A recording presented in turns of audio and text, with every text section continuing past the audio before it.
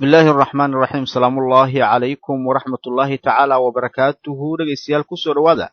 war wixii dalka iyo dibadda inaga soo gaaray warka idin soo jeedinaya anigoo Maxamed Macalina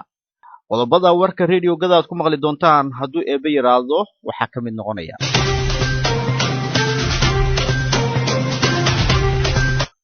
maamulka degmada Bahreere iyo odayaasha degmada ayaa waxay ka dayrinayaan xaaladda buundada magaaladaasi waxayna codsanayaan in dhismaha buundadaasi laga caawiyo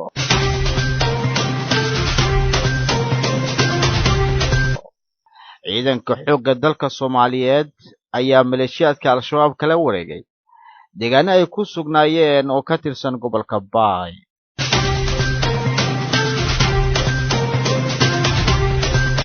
bahawna xariistay marxuum Cabdiraxmaan Cumar Cismaan injineer Yariiso oo ahaa gudoomiyihii hore oo gobolka Banaadir ayaa maanta aas qaran loogu sameeyay magaalada Muqdisho sidoo kale waxaad maqli doontaan qarax ka dhacay magaalada Boosaaso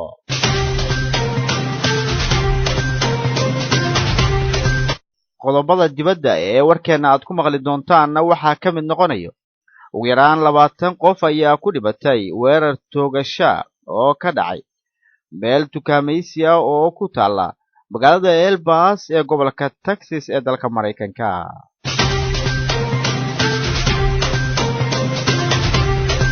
kuwaasi waxay ahaayeen qaar ka mid ah qodobadii warkeena ugu waaweynaa iminkana ku soo dhawaada warkii oo fisan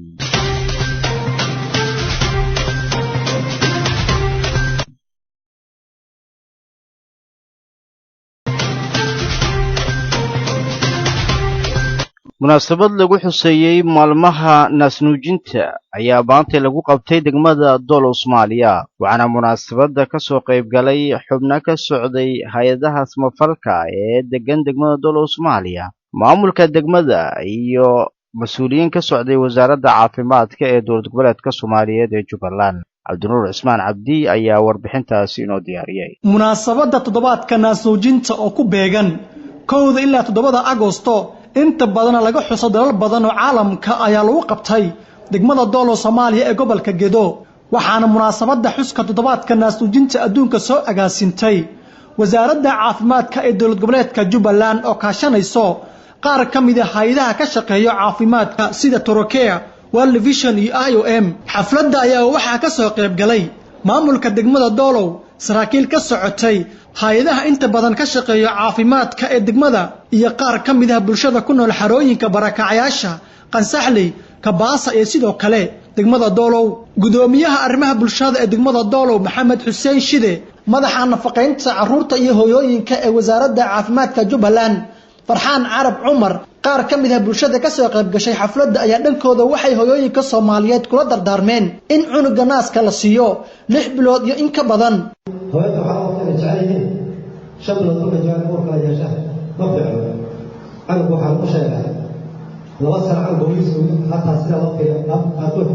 inuu taga iyo badan yahay anigu oo xisada ku qabo bulshada dadka oo weyn hadda cad joogo oo laba sano hooyadu ka dhawata janno u soo baarka ay oo weyn ka fadlan sugu imaanay inaan xusnaa xuska naasnuujinta toddobaadka naasnuujinta kaasoo mar walba aan qabano bisha 8aad sanad walba usbuuca u horeeyo hadafka isugu imaanay maanta waa mid ayada ah waxaan si gaar ah ugu mahadcelinayaa hay'adaha caafimaadka ee ka shaqeeya degmada Doolow ugu horeyso hay'adda World Vision Turkiya IOM iyo SEDA oo nagu caawiyay in aan arintan ay suura gasho maanta mooyinkiina ka soo qayb galay meesha in aad ka faa'iideysataan maanta wacyigelintan looga hadlayo faa'iidada ay leedahay naasnuujinta runtii naasnuujintu waa wax muhiim ah haddaan nahay ka Soomaaliyeed anaka iyo carruurtooda haddii aan ka hadlo qiimaha uu ilmaha u leeyahay runtii naaska caanaha waa nafaqo dheellitiran carbohydrate vitaminiski proteinki inta way ku yimaadeen ka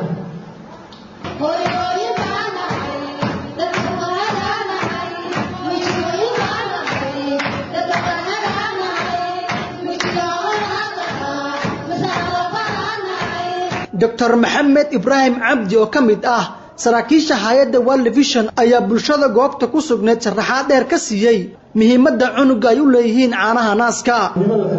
haddii cunugu uusan helin koritaan fiican ama naas nuujin labada sano ugu horeyso haddii aad wax kale ugu dartid naaska 6 bilood ugu horeyso wixii ka dambeeyana caana sida cunugu 2 sano oo caana waxay imaanaysaa wax walba chronic malnutrition nafaqa darro mataqaanaya aan lisii wax wala qaban karo marka muhiim waaye caafimaadku inta badan u dhiirigeliyaa in labada sano ugu dadaal oo horeyso hooyada naas nuujinta ilaahay subxaanahu wa ta'aala quraankiisa ku sheegay labada sano waxaa kaloo saacideynaysaa maamada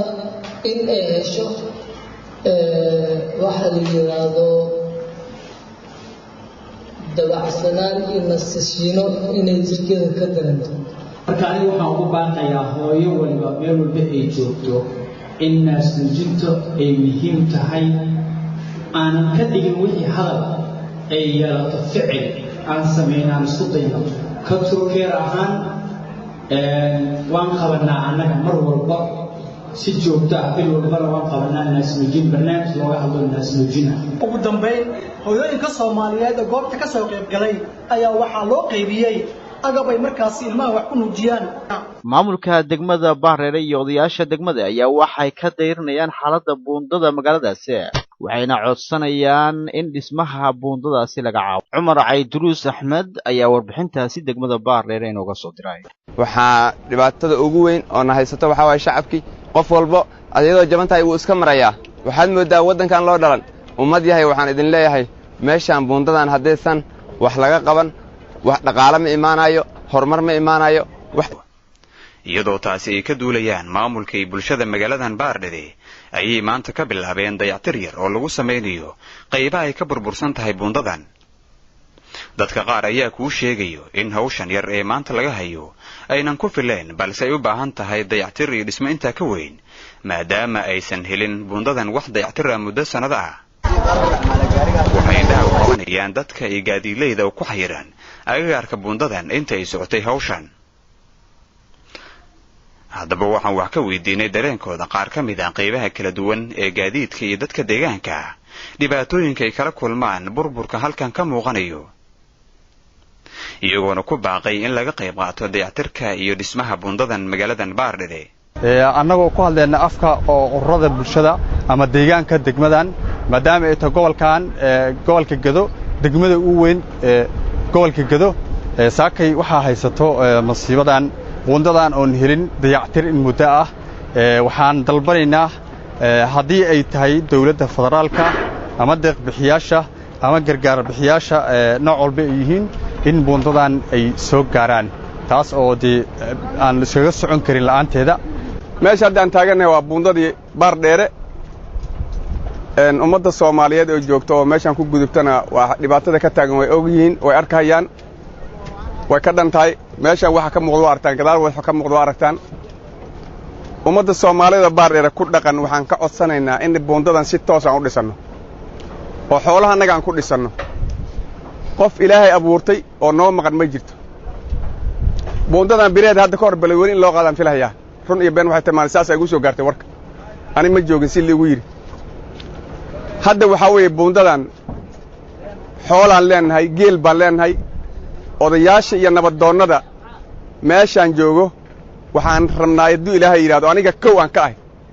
inaan xoolaha qasab ku qaadno oo geela qaadno oo ku samaysana buundadanada annaga wax Ilaahay abuurtay oo isku halaynayna oo damba oo jira malaha waraantii waan aad weynay iskuulkii macayo goobtii waxbarasho maxaa yeelay buundadii dhibaato weyn baa naga haysato marka waxaan leeyahay dhammaan gaadiidleyda oo ku dhaqan degmada Bahreere gaariley iyo bajaajley inay macnaa ay wax naga qaab qaataan wallahi dhibaato weyn baa buundadan aan ku qabnaa aad bay u jajaban tahay dadka hadday isku tashtaan oo buundadan ay say u jajaban tahay wax looga qabto horumar weyn baa la gaarayaa hadda waa lagu hawlan yahay mar walba saan markii isbuuciiba mar la joogaa saan loo sameeyaa marka hore jamcaan la suubin jiray dhibaatada ugu weyn maanta soo gaartay horta indho horta ma arkin waa ay burbursanaa jirtay oo hay'ado ay sameeyeen way jirtaa sii wad soo wad buundada Bahreere berihii baa taagan waa ibir hadday tii lugta haydo la mari lahaa tahay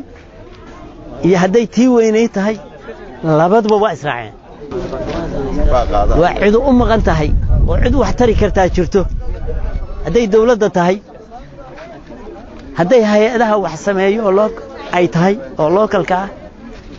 wax alla wixii wax ku qaban lahaa dekadaas isku xiraysay ilaa Kenya iyo halkan waa ebir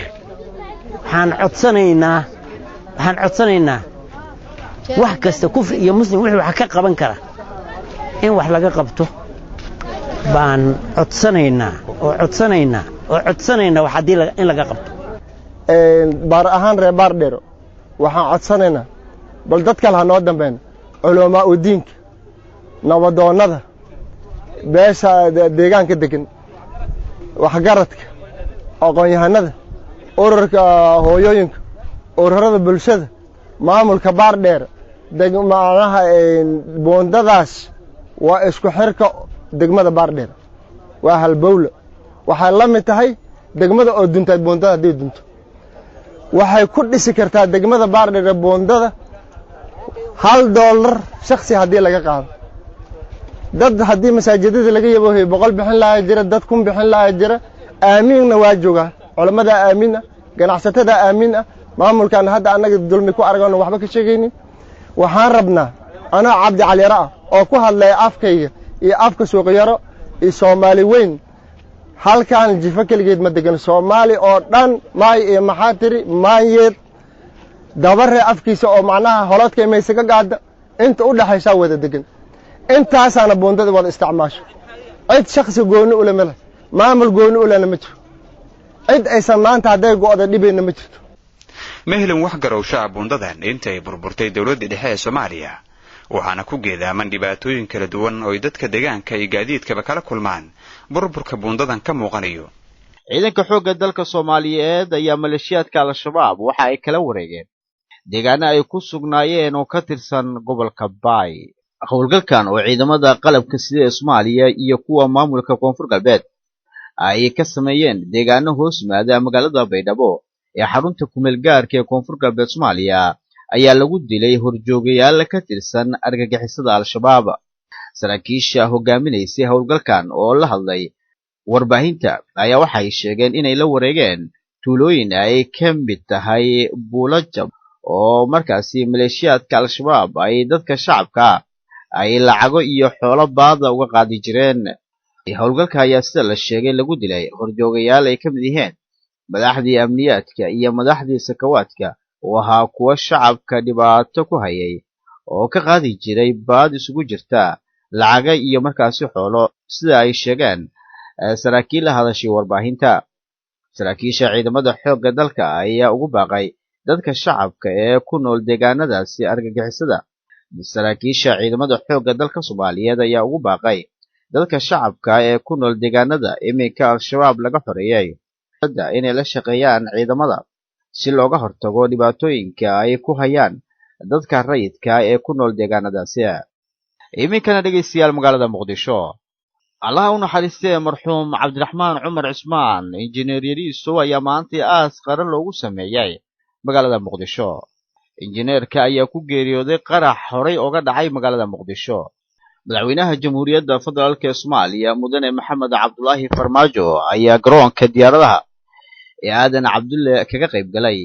salaadii janaasada Allah u naxariistay gudoomiyihii hore ee gobolka Banaadir iyo duqii magaalada Muqdisho Cabdiraxmaan Cumar Cismaan injineer Yariiso diyaaradiisii marxuumkan geeriyooday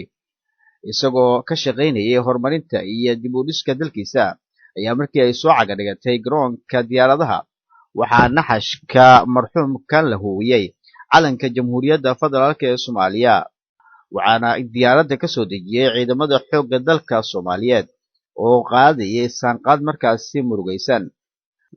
madaxweynaha dowladda federaalka ee Soomaaliya ayaa markii ay soo idlaatay salaadii janaasada waxa uu si gaar ah ugu tacsiiyay qoysaskii marxuumka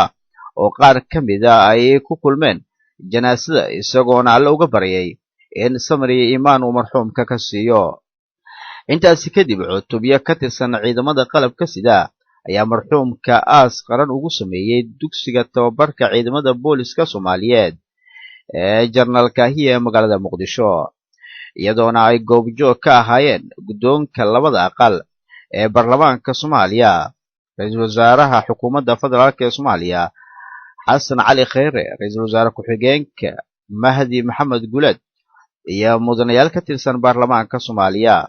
xubno ka mid ah golaha wasiirada, taliyayaasha ciidamada qalabka sida,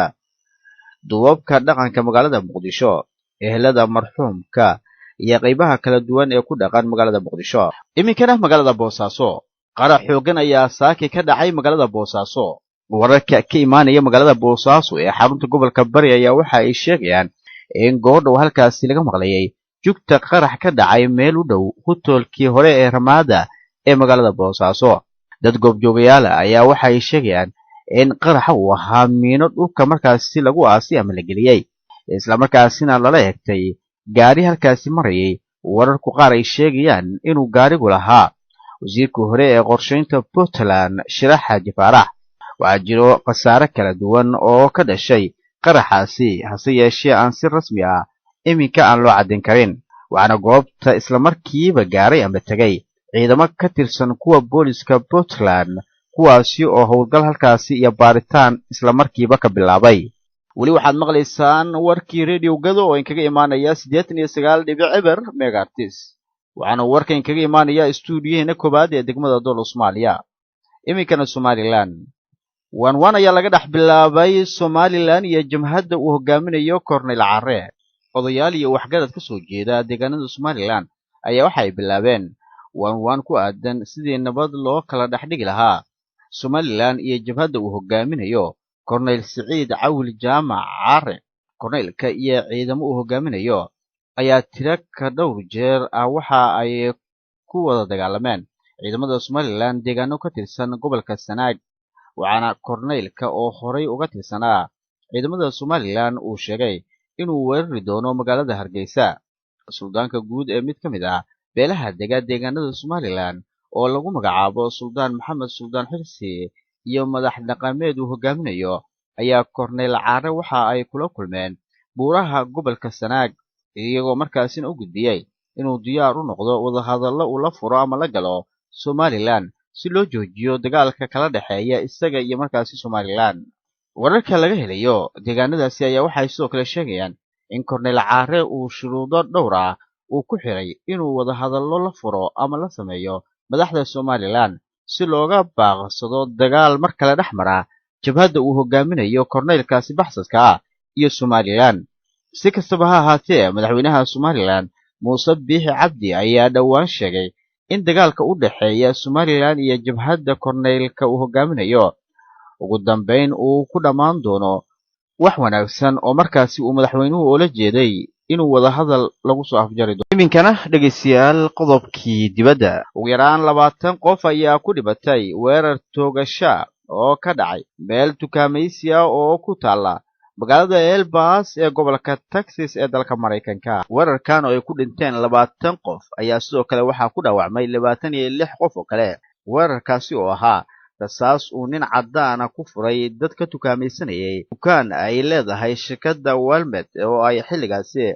dad badan ku sugnaayeen. ninka la tuhunsan yahay inuu toogashada fuliyay ayaa waxaa lagu tilmaamay inuu ahaa nin cadaan ah oo ku jiray da'da 20-meeyada. ninkan ayaa la xiray kadib markii uu booliska goobtaasi ku sugnaa isu soo dhibay. barasaabka gobolka Texas oo warbaahinta la hadlayay kadib mashaqadan ayaa waxa uu sheegay inuu aad uga argagaxsan yahay waxa halkani ka dhacay. Texas waxay maantay murugada la qaybsanaysaa buu yiri shacabka Elbas. maalin si caadi ah ay dadka u soo tukaamaysan lahaayeen ayaa isla markiiba isku bedeshay mid ka mid ah maalmaha dhiigga markaasi badan uu ku daatay taariikhda Texas ayay markaasi galaysaa buu yiri. waxaa la laayay dad maantay noolaa, waxaana weerarkaasi ku dhintay buu yiri 20 qof halka 10 kalena markaasi ay ku dhaawacmeen. ka gobol ahaan waxaan ka midaysanahay buu yiri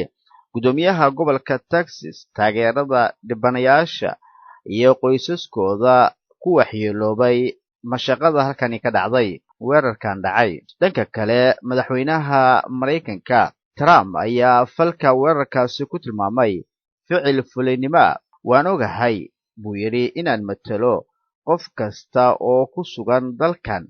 waxaan maanta si xooggan u dhaleecaynayaa buu yidhi ficilka nacaybka ku salaysan ee halkan ka dhacay. Ma jirto sabab ama marmarsiyo loo samayn karo dil loo geystay dad aan waxba galabsanin, ayuu Trump ku soo qoray bartiisa Twitter-ka. Toogashadan ka dhacday Elbas ee dalka Maraykanka ayaa ah tii 8aad ee ugu dhimashada badnayd ee soo marta taariikhda dalka Maraykanka, waxaana durbadiiba la bilaabay dood ku aadan ama ku saabsan xakamaynta hubka ee dalkaasi. Intaasi ayaan ku soo afmeeraynaa dhammaan war wixii dalka iyo dibadda inaga soo gaaray. Warka maanta anigoo Maxamed Macalin Aadan ayaa idiin soo jeedinayay. Dhanka farsamada Maxamed Maxamuud Cabdiraxmaan Maxamed Shariifka ayaa inoo joogo.